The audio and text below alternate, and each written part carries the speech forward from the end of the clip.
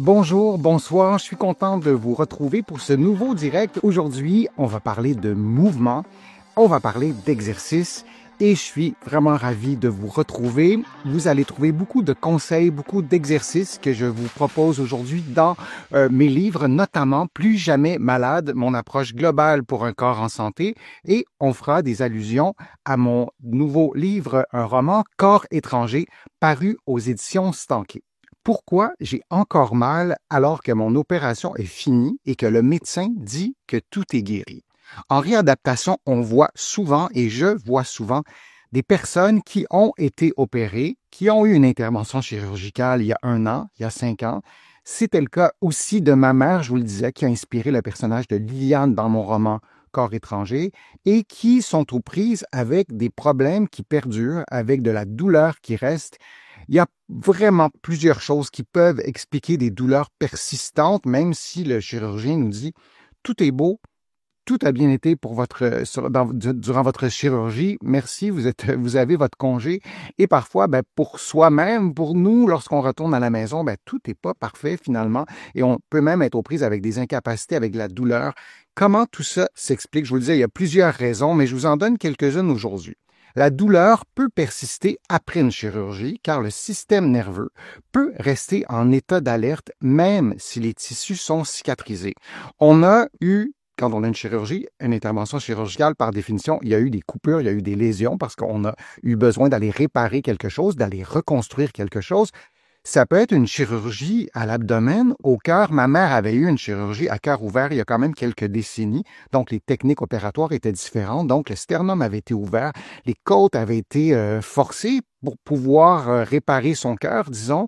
Et donc, il y a plusieurs types de chirurgie, même si c'est pas une opération au genou, à la hanche ou au coude, même si c'est pas au système musculo-squelettique. Et donc, pour pouvoir faire cette intervention chirurgicale, on a en quelque sorte, blesser le système nerveux. Et ce système nerveux, même si la peau est cicatrisée, les muscles, les tissus mous sont cicatrisés, parfois le système nerveux reste en état d'alerte. Votre système nerveux doit être mobile. Si vous levez votre bras, si vous vous êtes debout, vous penchez vers l'avant, vos nerfs doivent être mobiles. Donc, on doit avoir une mobilité neurale pour les gros nerfs, disons, et les tout petits aussi doivent être mobiles. Et parfois, mais ce n'est pas le cas, donc il y a des douleurs qui restent en raison de l'atteinte du système nerveux.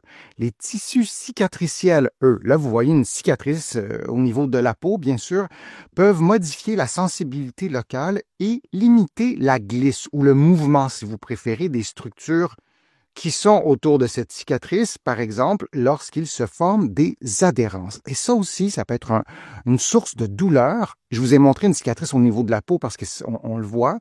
Et là, la cicatrice, elle est au niveau du poignet. La cicatrice aurait pu être au niveau du coude, au niveau du genou.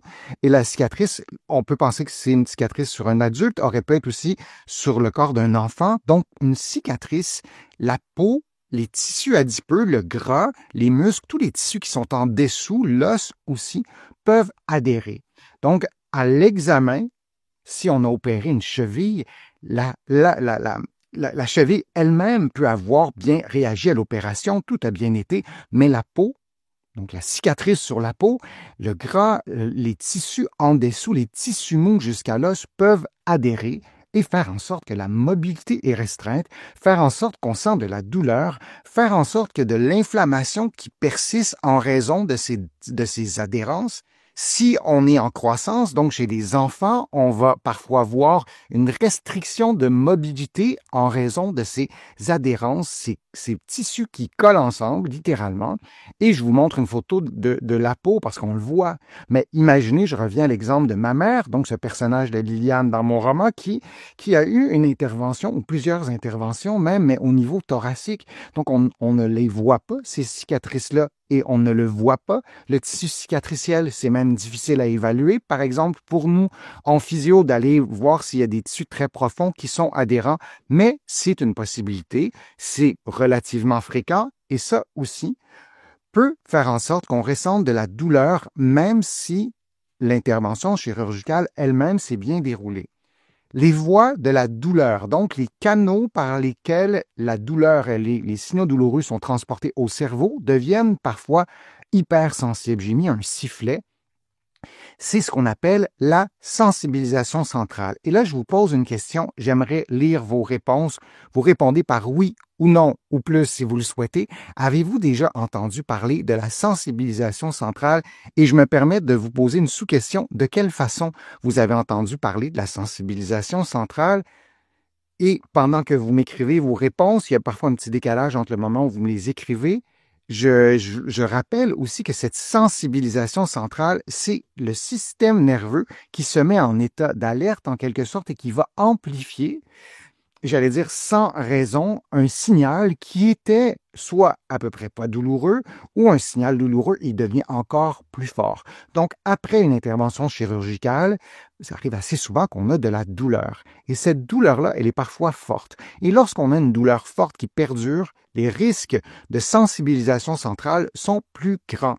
Et ensuite, au fil des semaines, peut-être que le problème physique est réglé, peut-être, mais si ces phénomènes de sensibilisation centrale persistent, perdurent, vous sentez votre douleur. Vous ne recevez pas une notification pour dire bravo, tout est guéri, maintenant, problème numéro 1, sensibilisation centrale. Ça ne fonctionne pas comme ça. Votre corps, lui, tout ce qu'il retient, c'est que ça fait mal. Alors, il y a Odile, il y a Mathieu Didi, il y a Sheila, il y a Hélène qui ont répondu à la question. Alors, la réponse de toutes ces personnes-là était non, et ça arrive vraiment très fréquemment, pour ne pas dire presque chaque fois, que les patients qu'on rencontre en physiothérapie, kinésithérapie de l'autre côté de l'Atlantique, qui n'ont pas entendu parler de sensibilisation centrale, et de plus en plus, je pense que c'est un concept qui traverse, qui diffuse dans la population au niveau scientifique, au niveau clinique. C'est vraiment quelque chose d'établi. Je ne dis pas qu'on connaît tout de la sensibilisation centrale, mais on en connaît quand même pas mal et on a beaucoup de stratégies thérapeutiques. Si vous m'écoutez, par exemple, vous avez une chirurgie et vous vous reconnaissez dans tout ça, ben, vous avez le droit de chercher un professionnel de la santé qui a été formé, qui a une expertise en sensibilisation centrale, et je me permets de penser que la plupart de mes collègues connaissent ces concepts de sensibilisation centrale et ont des stratégies thérapeutiques. Vous continuez à me répondre, j'aime bien vous lire. Il y a Lisanne qui me dit oui à travers mes publications, ben, tant mieux. Lisanne, il y a Daniel qui dit non, j'en parle, c'est vrai Daniel, vous avez raison, dans mon livre Plus jamais malade, j'essaie de diffuser ces informations qui sont, ben, somme toute assez simples, hein? C'est le système d'alarme, le système nerveux qui amplifie un signal douloureux ou même parfois qui n'est pas douloureux.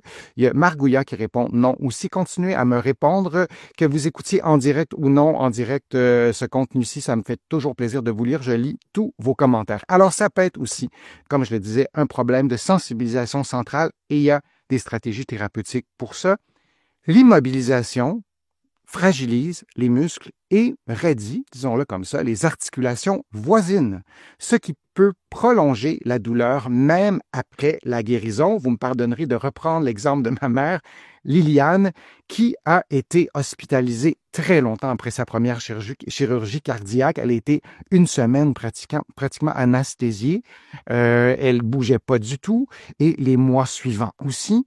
Et nos muscles fondent presque, notre corps s'affaiblit, et parfois la douleur thoracique ou à une autre région du corps entraîne aussi des réactions des autres articulations, et elles aussi peuvent devenir problématiques. Par exemple, vous vous faites opérer à la cheville, votre démarche plutôt est modifiée et vous développez une douleur au dos. Vous changez votre posture et bien que votre cheville soit guérie, bien qu'il n'y ait pas de problème mesurable par un test d'imagerie médicale à d'autres articulations, il peut y avoir un déséquilibre, un débalancement, des dysfonctions, si je puis dire, et maintenir la douleur à la cheville. Donc, ça peut être une autre raison aussi. On fait quoi dans ce temps-là?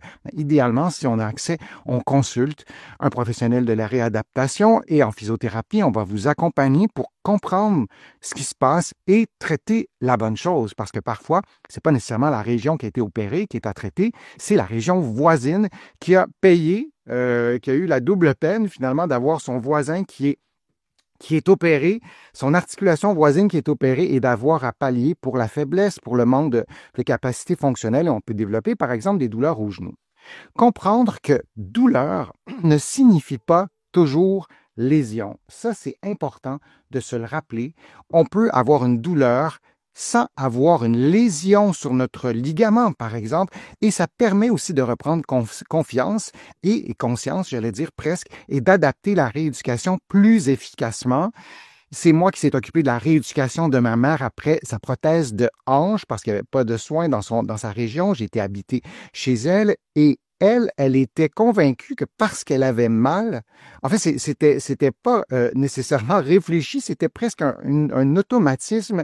Elle associait la douleur à un problème qu'elle avait avec la prothèse. Elle se dit, ça va casser, ça fonctionnera pas, je vais abîmer ma condition. Donc, de réaliser que la douleur ne signifie pas nécessairement une lésion, ne signifie pas nécessairement quelque chose de dangereux. Je dis pas que c'est toujours comme ça, je dis pas qu'il faut pas tenir compte de la douleur, mais après une chirurgie, dans un contexte même de douleur chronique, de faire la part des choses en consultant, en posant des questions, en étant bien au fait de ce qui se passe, mais une douleur, ça signifie pas nécessairement une blessure. Je vous donne quelques conseils vraiment tout simples.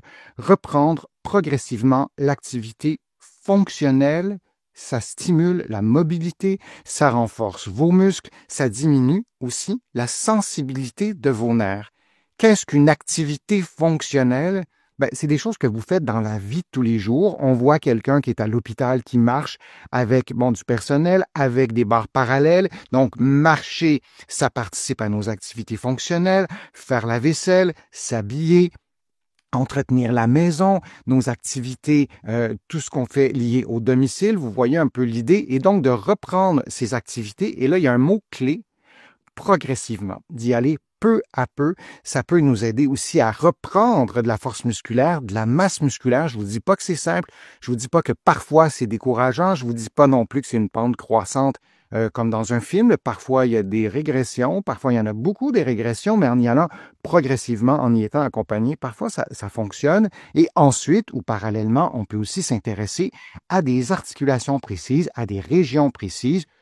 Vous allez trouver sur ma chaîne plusieurs vidéos, plusieurs programmes d'exercices qui ciblent telle ou telle région. Dans le meilleur des mondes, vous ne faites pas ça en premier, vous consultez des professionnels de la santé. Et dans la vraie vie, je sais que plusieurs d'entre vous n'avaient pas accès à des professionnels de la santé dans un tel contexte. Donc, j'avais envie de dire la pire chose, c'est de vous immobiliser et de ne plus rien faire et attendre que tout revienne tout seul. Le repos total, l'immobilité, c'est rarement la meilleure stratégie thérapeutique. Alors, vous pouvez aller voir dans mes contenus s'il y a quelque chose qui peut vous aider. Associer exercice, sommeil de qualité et gestion du stress aide à calmer l'hypervigilance du système nerveux et favorise la récupération. Alors, on reprend les trois éléments, sommeil de qualité, en fait, exercice, sommeil de qualité et gestion du stress. On aurait pu aussi ajouter alimentation. Il y a des techniques de gestion de stress. Il y a des techniques aussi pour améliorer notre qualité du sommeil. Vous allez trouver plusieurs conseils sur ma chaîne YouTube, sur mon site web, sur mon blog pour améliorer votre qualité du sommeil. Pour la gestion du stress, je vous conseille les livres de ma collègue Sonia Lupien au Québec. Vous pouvez m'écrire si vous la connaissez ou pas. En Europe, peut-être que vous la connaissez moins. Ces livres sont accessibles notamment à la Librairie du Québec à Paris, au moins là, peut-être ailleurs. Elle propose vraiment dans ses livres des conseils très simples, très concrets, efficace bien souvent pour mieux gérer votre stress. C'est une chercheure en neurosciences et des exercices progressifs. Ça aide aussi à calmer le système nerveux. C'est pas anodin, c'est en fait essentiel de prendre tout ça en compte. Respecter aussi la cicatrisation. Éviter les surcharges mécaniques précoces, commencer trop rapidement, trop vite et suivre les consignes, oui, médicales avant de reprendre des exercices plus intenses. Lorsque vous avez eu une chirurgie, vous me posez des questions sur ma chaîne YouTube. Dans les commentaires, je vous réponds toujours que je peux pas vous répondre. Il faut demander aux gens qui vous ont opéré, qui vous ont suivi. C'est important dans un contexte d'intervention chirurgicale d'y aller progressivement. On veut pas commencer trop vite et se rappeler que la cicatrisation, ça se fait pas en 24 heures. Ça prend plusieurs semaines et selon le contexte, ça peut être un peu plus long. Si vous êtes diabétique, ça peut être un peu plus long selon les médicaments que vous prenez.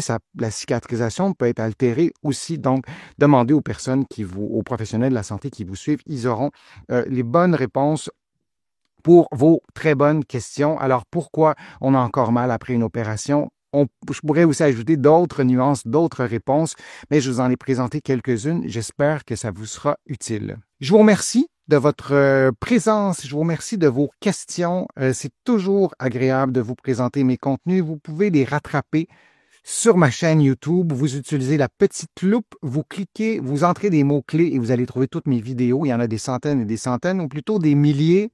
Merci aussi pour vos contributions. Sans elles, vous le savez, je ne pourrais pas vous présenter autant de nouveaux contenus et ça me fait plaisir de le faire. Vous allez trouver beaucoup d'articles, beaucoup d'informations sur mon blog, sur mon site web, le www.denisfortier.ca et vous allez trouver aussi beaucoup d'informations dans mes livres, notamment dans mon livre Plus jamais malade, mon approche globale pour un corps en santé et mon roman Corps étranger. Mes 2 livres sont disponibles ici au Québec et de l'autre côté de l'Atlantique. Et vous allez trouver aussi plusieurs autres de mes livres. J'en ai écrit plusieurs. Donc, merci encore une fois d'être là. Merci pour vos questions. Je suis Denis Fortier et je vous dis à une prochaine fois, un prochain direct, à une prochaine vidéo.